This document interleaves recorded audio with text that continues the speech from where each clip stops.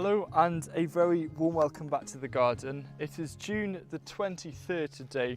We've had some absolutely amazing growing conditions. It's been warm, we've had a lot of wet weather. It's kind of blight conditions a bit, but I'm not too worried because everything is looking so lush and green and healthy. And in this video, I want to outline 12 of the most unexpected things that I've learned through growing food. And I started growing food back when I was 3, when my dad got me involved in this garden. And perhaps the most unexpected thing for me is writing books about gardening, for example, Grow Food for Free. And stay tuned because later on in this video, I'm going to be doing a competition where there are 3 signed copies of Grow Food for Free up for grabs. It's really easy to enter and it's open worldwide. One of the first things that I discovered that really surprised me when it came to growing food was learning that there are many crops and vegetables that we grow that can give us more than one kind of harvest. I've got beetroot in front of me, and the main harvest with beetroot is usually associated with the roots. But beetroot leaves, for example, are very edible. You can chuck them into salads raw or you can cook them. They're closely related to chard and they're just wonderful.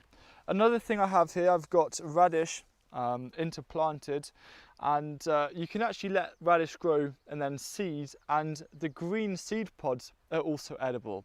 And these are just 2 examples of many different things that are edible. For example, sweet leaves and kale flower shoots. All of these things can mean that you get more than one crop from one vegetable, and I think that's brilliant, and it immediately makes certain areas of your garden a lot more productive. When I was younger, something that I did a lot of was reading loads of gardening books and researching and watching loads of gardening programs, and something that put me off a bit was seeing all of the different types of potting mixes and having to use things like vermiculite and perlite and seed compost versus normal compost and peat and all of these different things that I found so confusing. But what I discovered is that propagating seeds is actually a lot easier than is thought, or at least that I thought. And the only medium I use is either multi-purpose compost, organic peat-free multi-purpose compost, or homemade compost. And that's to start everything from things like lettuce to beans, even to flowers and propagating herbs in, all sorts, just using one medium of growing. And that has made it far less confusing, and it has also saved a lot of money because I haven't had to go out and buy things like seed compost, which is recommended for things like lettuce, when really some coarse multi-purpose compost does the trick just as well.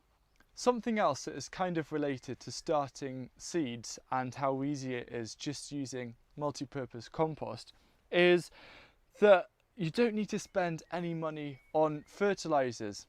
The first things were like tomato feed, and I can understand that, but then it got really extreme and you had onion feeds, potato fertilizer, pea fertilizer, all of these strange things which are just an absolute waste of money.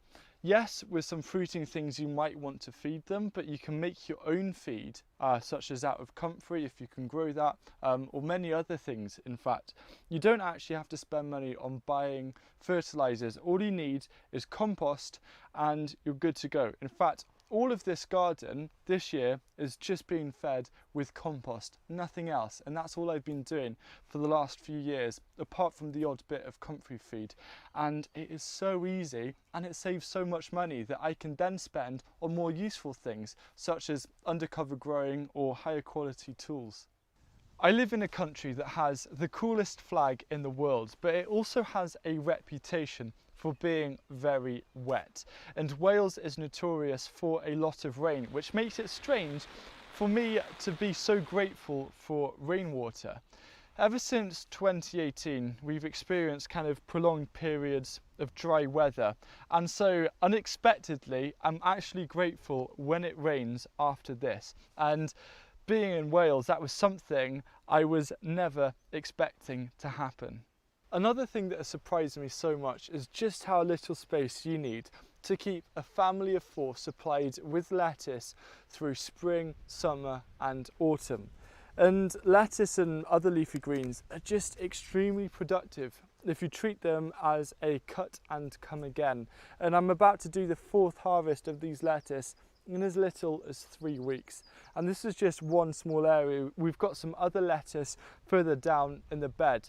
And I always seem to grow too much lettuce every year, even though I try and grow less. But I've managed to find more ways of enjoying lettuce. For example, sticking them in stir fries or just cooking them lightly as a stir fry with a bit of garlic and olive oil, and it makes a lovely bed that you could put on some salmon or a fried egg, for example, and it just tastes so good, and it uses up a lot of lettuce. One of the most positive unexpected things I've learnt is that seed saving is less complicated than I first thought. And I'm letting these lettuce run to seed and flower, and I'll save these seeds later on towards the end of summer when they've started drying. But it's so easy to get started, so I'm not going to say anything else for the time being. But later on, towards late summer, early autumn, I'm actually going to be releasing a video about an introduction to saving seeds, just showing you how easy it is to get started and how effective it can be. Over the last few years, one of the coolest things has definitely been seeing perhaps a bit of a rise of interest in gardening from younger people.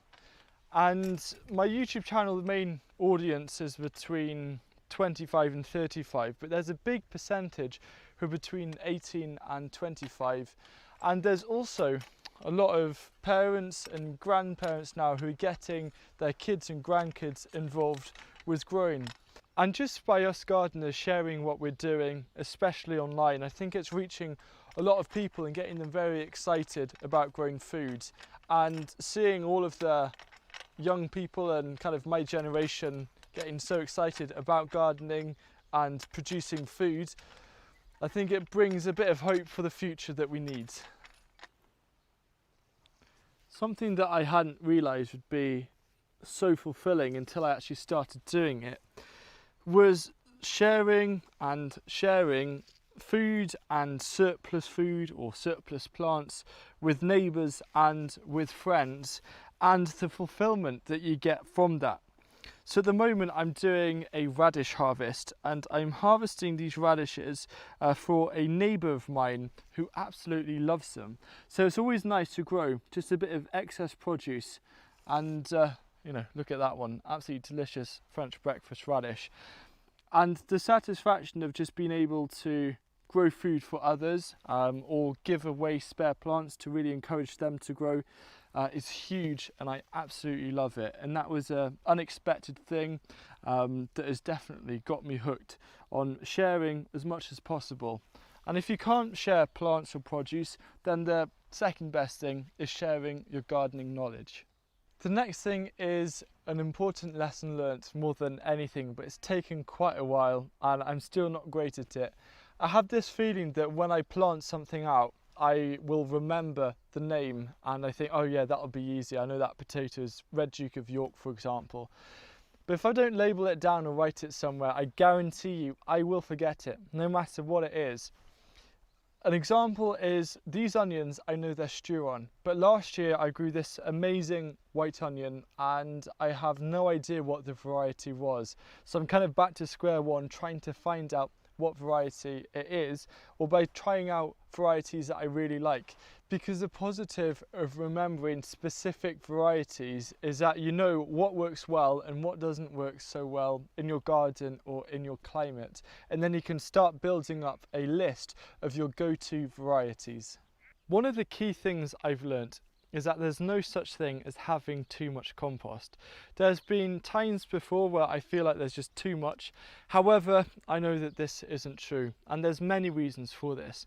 Firstly, if you have a lot of compost that's just not needed for this season, at least you have it for next season, or you could apply a very liberal mulch over your garden to really supercharge the soil life and put in a load of nutrients and also organic matter. The other thing though about compost is that it's a resource that many other gardeners struggle to produce enough of or find. So if you actually end up with producing what you think is too much, there isn't such thing, because this is an amazing resource that you can either give away or sell to others. It is so precious, and I think with such a precious resource, you can't put a cap on top of it. Perhaps one of the most unexpected yet influential things that I've learnt growing food is just how many things can be started in pots and modules rather than always being sown direct. And I've learnt this primarily thanks to Charles Dowding and his videos and his books. An example here is I've got runner beans and parsley. And we've had kind of a weird start and a late frost, but these were protected, especially the runner beans, because they were in modules undercover. And in fact, I start almost everything, if I need to, in modules, and there were only 2 exceptions, which are carrots and parsnips, but absolutely everything else I've managed to start and grow successfully in modules and then transplant, which is huge, and it really does help as well with succession. So as soon as something goes out, I have things ready in modules to then be transplanted in, so I can really maximize efficiency. But perhaps the most important unexpected thing I've learned from growing food is that it isn't just about the harvest. And I know I do a big focus on how to be more productive as a gardener and how to make your garden grow more food. But over the years, I've realised that gardening is so much more than just getting that harvest. It's also the escape of being outside, away from all of the distractions, especially in technology. And it's also, in terms of well-being, something that's very grounding, and I really appreciate that. And there are just so many more benefits to gardening, so I won't just label it as a way of growing lots of food. It's also a way of being able to escape and grow yourself. At the start of this video, I mentioned that there's a competition to win one of 3 signed copies of Grow Food for free. And to enter, all you need to do is head on down to the comment section and let me know one of the most unexpected things that you've learnt through growing food. It can be something positive, negative, as long as you want, as short as you want, it doesn't matter. 3 entries will be chosen at random and then will be announced on a pinned comment on the Saturday video on the 4th of July. So you have exactly 1 week to enter, and it's so easy. And then I'll let you know on that pinned comment, and I'll also reply to your comment letting you know if you've won. And if you've missed out on the competition, then you can get yourself a copy of Grow Food for free at growfoodforfree.com. So those are 12 unexpected things that I've learnt through growing food, and there were more, but I decided to whittle it down to those 12 because they've made the greatest impact on how I grow. Now, if you haven't already, make sure you check out Wednesday's video, which is all about why you should perhaps water your vegetables less. And if you want to find out more about how this garden works behind the scenes and 2 exclusive videos every week, then check out my Patreon page. And I look forward to seeing you again soon. Goodbye.